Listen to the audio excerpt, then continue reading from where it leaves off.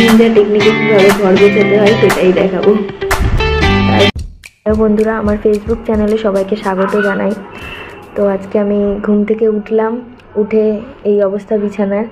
এখন আমি নিনজা টেকনিকে ঘর গোছাবো। ট্যান ট্যান, সবাই দেখো।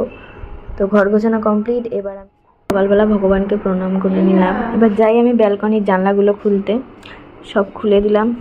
কত সকাল হয়ে গেছে, এত দেরিতে আমি ঘুম থেকে উঠেছি। তো এবার ছাদে এসেছি, ছাদে এসে দেখি মা জামা কাপড় মেলছে, আর এখানে ফুলগুলো ফুটেছে কিনা এটাই দেখতে এসেছিলাম আমি।